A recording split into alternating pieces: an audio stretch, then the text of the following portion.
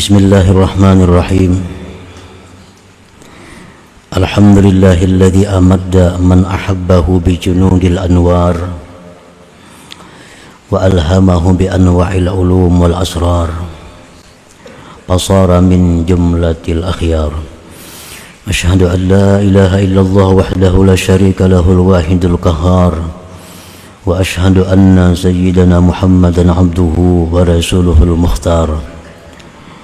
Allahumma salli wa sallim wa barik ala sayyidina Muhammadin imamil muqarrabin wal abrar wa ala alihi wa ashabihi wa dhurriyyatihil adhar, amma ba'du. Yang kita hormati, kita cintai para habaib dan para alim ulama, para muhibbin, hadirin hadirat rahimakumullah. Alhamdulillah, puji dan syukur kehadirat Allah Subhanahu wa ta'ala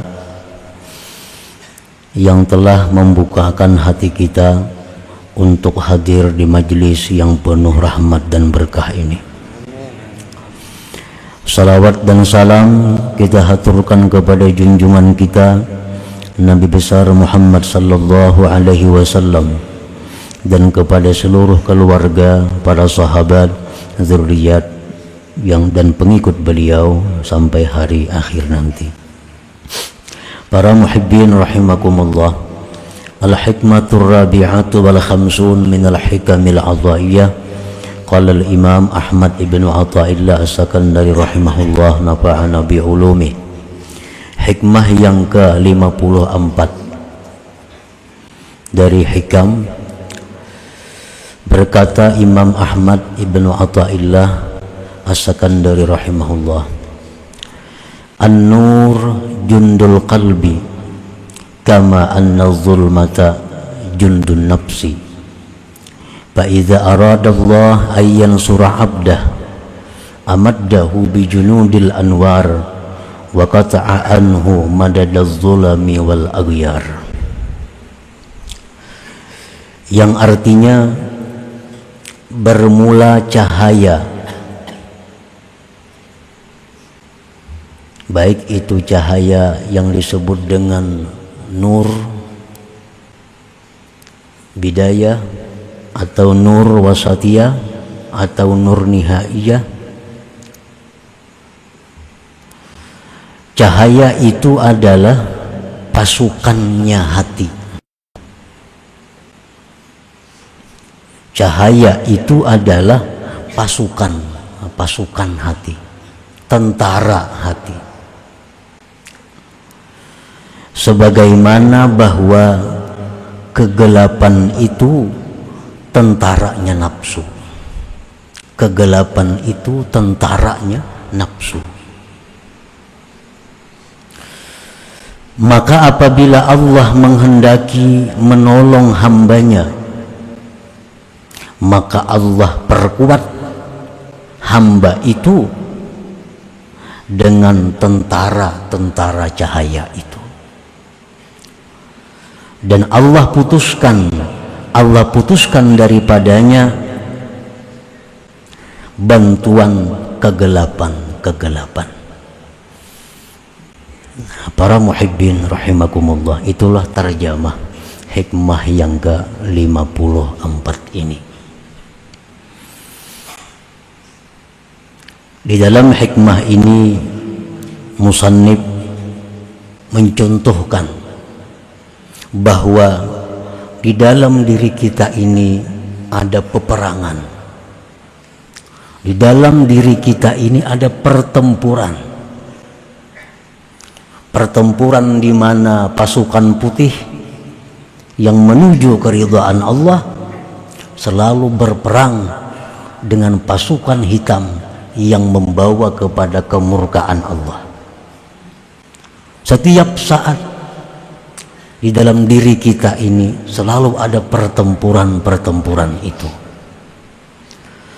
Maka apabila Allah menghendaki seorang hamba itu menjadi kekasihnya, maka Allah perkuat pasukan-pasukan cahaya, pasukan-pasukan putih sehingga dapat mengalahkan pasukan-pasukan nafsu, pasukan hitam. Akhirnya si hamba ini sampai kepada mardhatillah, keridaan Allah Subhanahu wa ta'ala.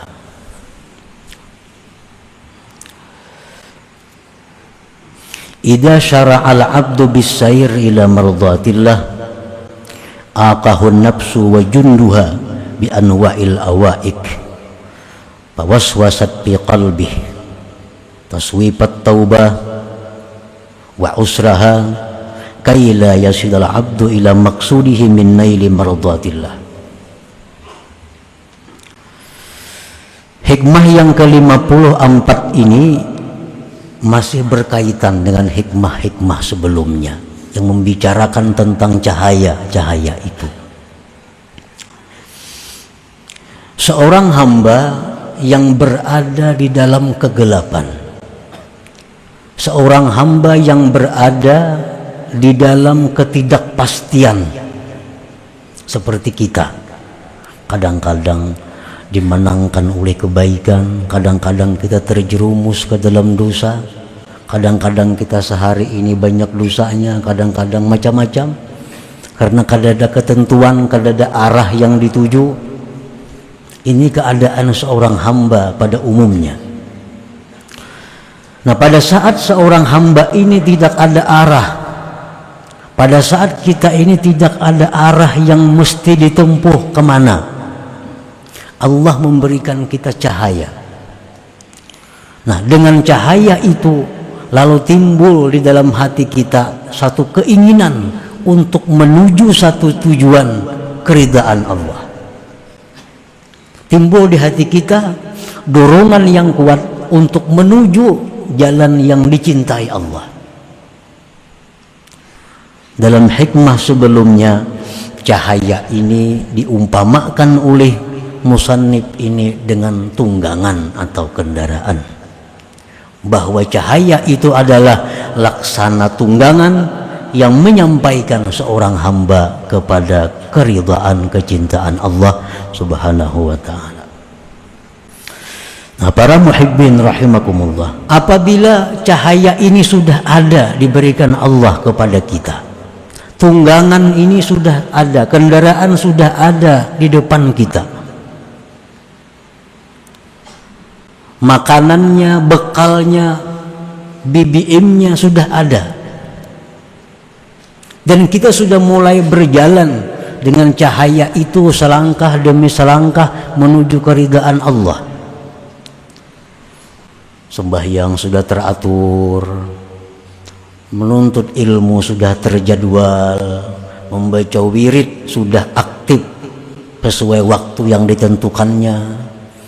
Nah, ini sudah jalan kendaraan kita ini menuju kepada yang dicintai Allah. Nah, di tengah perjalanan kita itu kita akan dihadang. Nah, kita akan dihadang oleh nafsu dan tentara-tentaranya. Aqahun nafsu wa junduha bi anwa'il awaik, dengan macam-macam rintangan, macam-macam halangan, sehingga kendaraan yang kita tunggangi ini tidak akan bisa mulus sampai kepada keridhaan Allah. Ada halangannya. Nafsu dan pasukannya. Pasukan nafsu ini siapa? Syaitan, pasukan nafsu.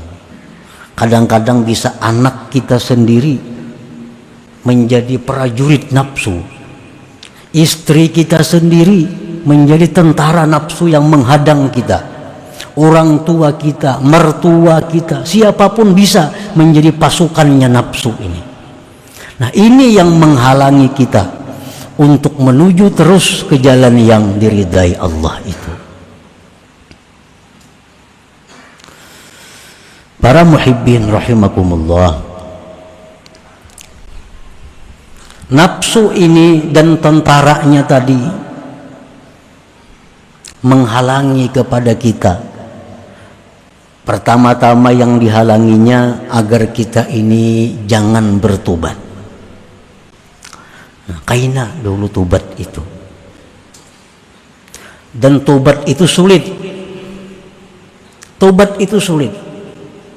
Kalau kita menghindari satu dosa itu sulit, lebih sulit lagi tobat dari dosa itu. Jadi mau ada anggapan toh gawi jadul dosa kena nyaman aja tobat, ini logika yang salah. Mujanabatul ma'asi ashalu minat taubah. Menjauhi dosa itu lebih mudah daripada tobat terhadap dosa itu.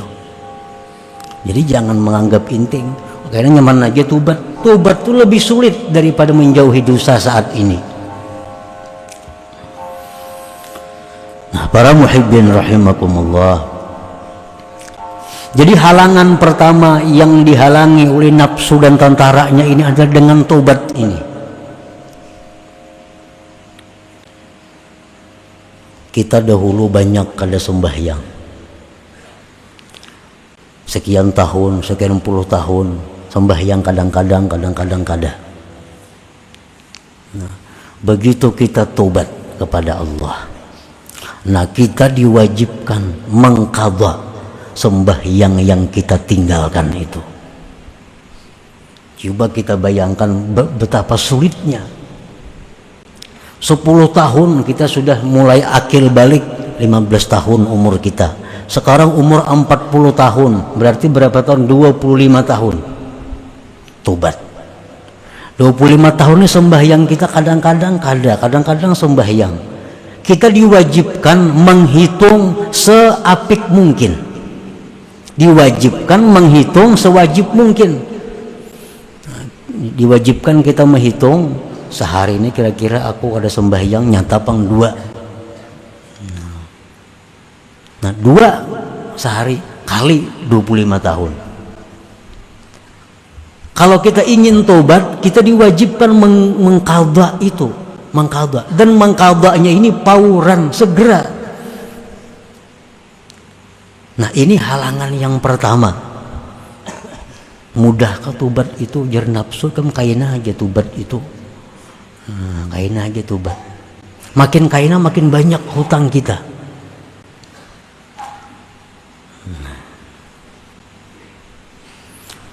Nah yang kedua, halangan tobat ini adalah tobat daripada menzalim, menganiaya makhluk. Kita pernah menganiaya orang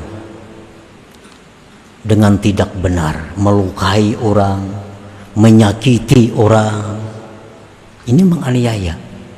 Nah kalau kita tobat, kita dituntut untuk meminta halal kepadanya, minta halal. Nah, ini kada gampang minta halal ini, dan ini dilakukan oleh Rasulullah Sallallahu Alaihi Wasallam sendiri. Beliau memberikan contoh. Begitu beliau mendekati masa beliau di dalam dunia ini, beliau pernah berpidato di Masjid Nabawi itu.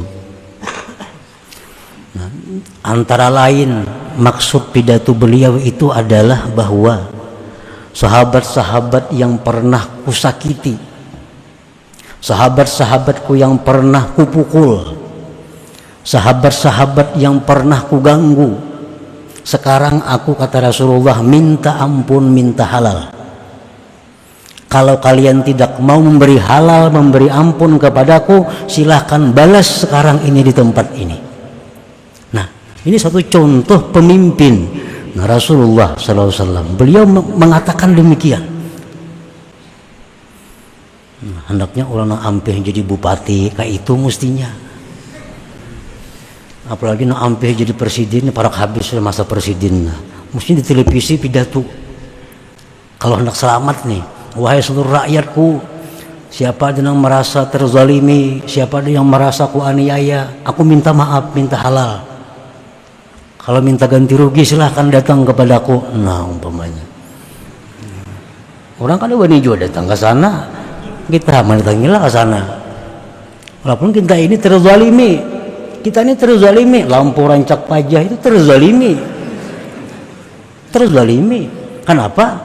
Duitnya banyak, bahan bakarnya kita banyak, Semua lengkap di Kalimantan nih, tapi lampu rancak pajak, pembagian keuangan kada adil, terzalimi.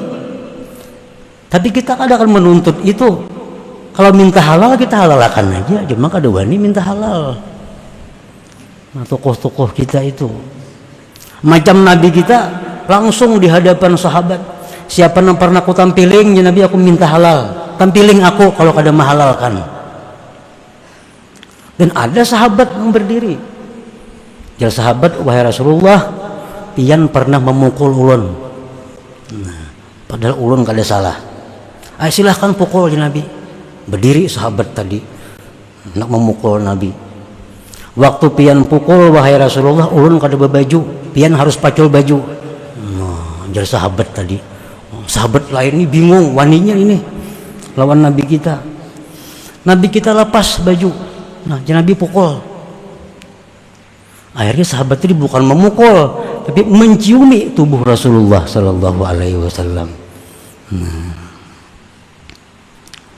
Jadi tobat daripada zalim makhluk ini minta halal, sulit itu.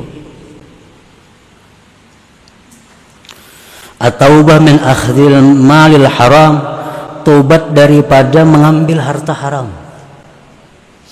Tobatnya apa? Radduhu ila maliki, mengembalikan harta itu kepada pemiliknya. Ini halangan, rintangan oleh seseorang yang sudah mulai berjalan menuju jalan yang diridai Allah. Orang dahulu bermodal 100 juta, duitnya duit kada halal, pol dibukanya toko berdagang, 20 tahun berdagang, dari modal 100 juta tadi sekarang jadi 2 miliar. Nukar rumah, nukar kendaraan, tokonya sekian buah. Lalu orang ini dapat cahaya petunjuk, mulai ke jalan Allah, sampai di bab tobat, bahwa harus mengembalikan seluruh harta yang haram itu. Maka asal modalnya haram. Bila modal haram, seluruh bunga-bunganya, kembang-kembangnya, cabang-cabangnya jadi haram. Nah, sangguplah keluar dari harta itu. Rumah ini nukar duit itu juga, kendaraan nukar duit itu juga, toko nang ada duit itu juga. Semuaan dari hasil itu. Nah, kalau hendak tobat, dia harus keluar telanjang daripada itu. Kecuali pakaian yang menutup auratnya. Nah, sangguplah ini tobat nih. Ini halangannya, halangan yang dilaluinya. Orang yang bekerja di pekerjaan haram, bekerja di mana misalnya di pabrik minuman keras, atau orang ini bekerja sebagai pekerja di tempat-tempat karaoke, tempat-tempat maksiat, gajinya sekian juta setiap bulan, dia harus melepaskan pekerjaannya itu. Nah, sangguplah ini halangannya orang menuju ke jalan Allah ini. Fa iza arada Allah an yansura 'abdahu wa yaj'alahu min ahbabih, apabila Allah menghendaki menolong hamba ini dan menjadikannya kekasihnya, amaddahu, Allah bantu orang ini.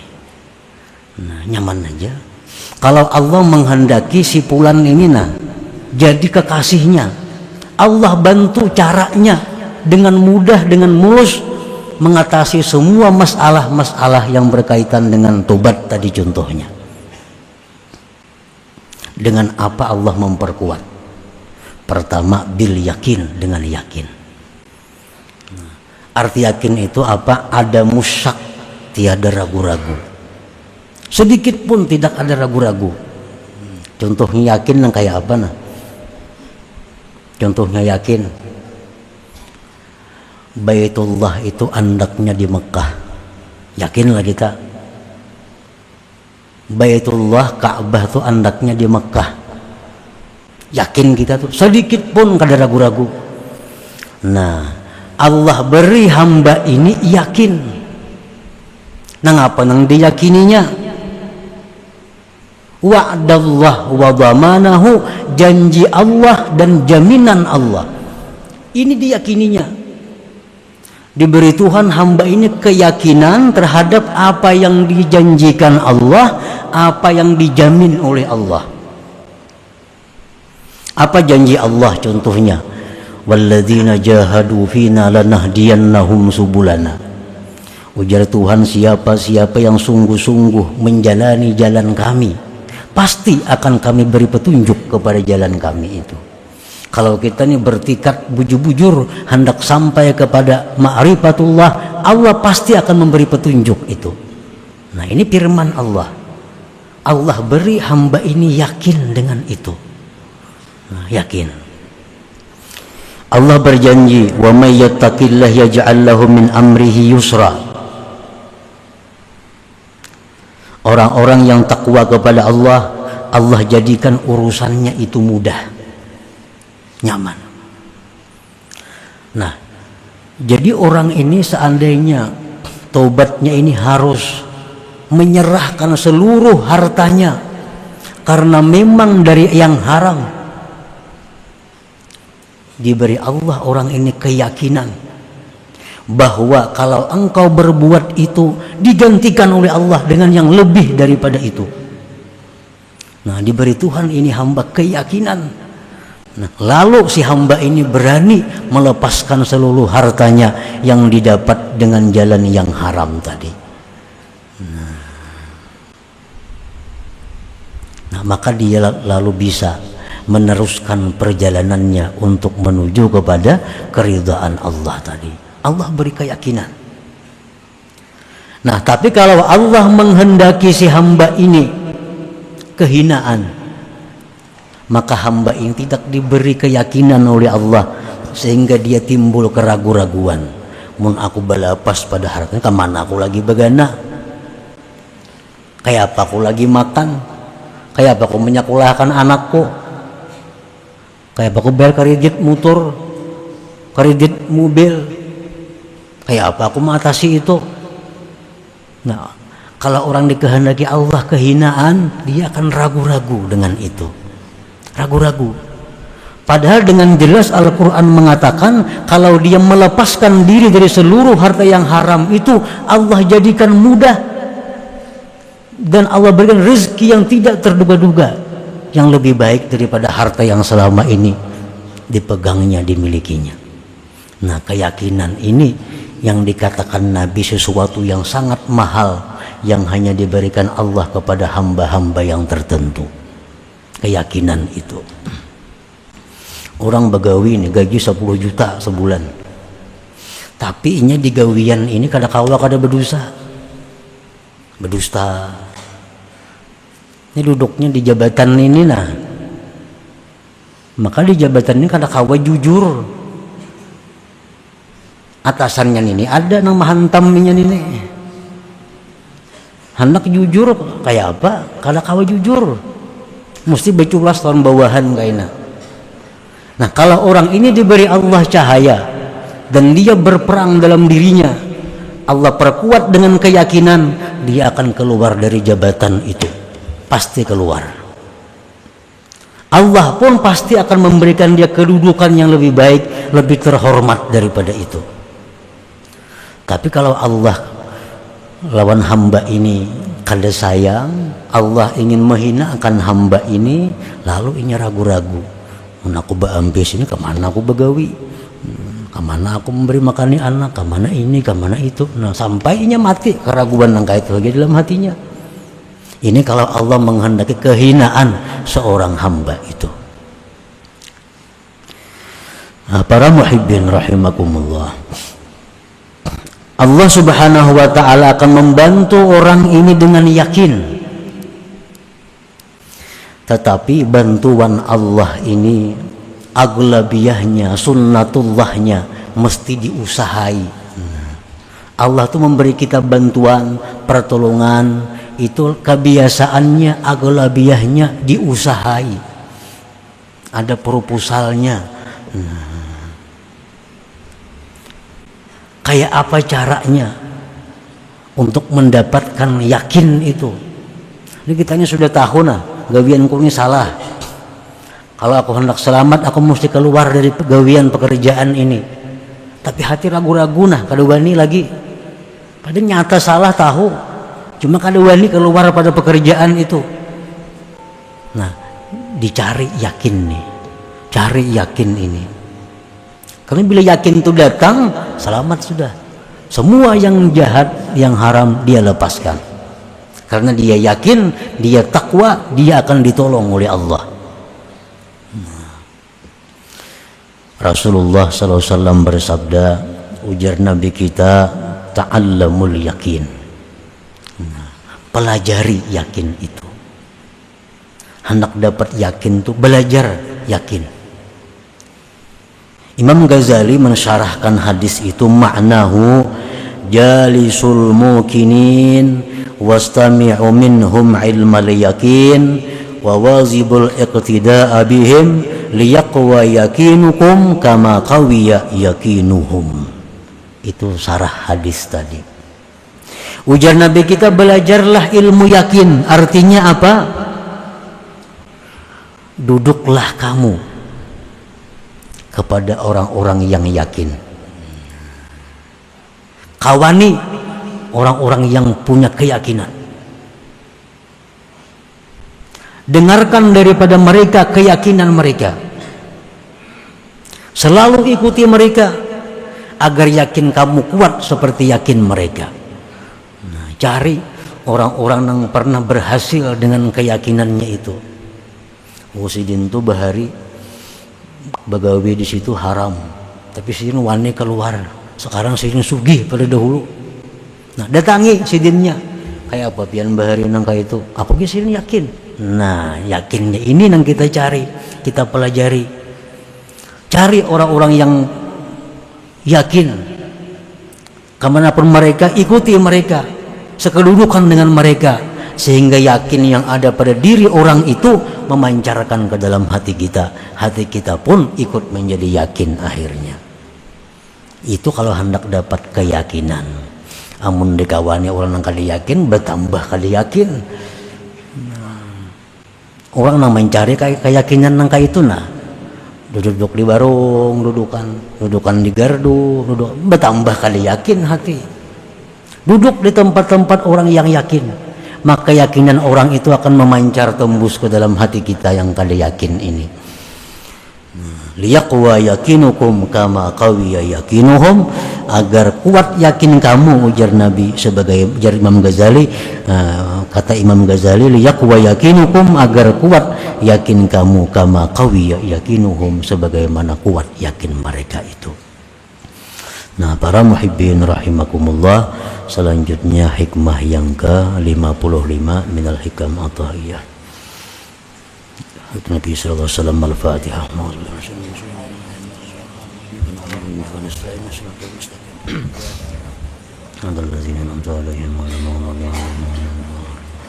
Ya Allah biha, ya Allah biha, ya Allah bihusnil khatimah. Ya Allah biha, ya Allah biha, Allah bihusnil khatimah. Ya Allah biha, ya Allah biha, الله بحسن الخاتم. فيا أيها الرجل منه شفاعة صلوا عليه وسلموا تسليما. اللهم صل وسلم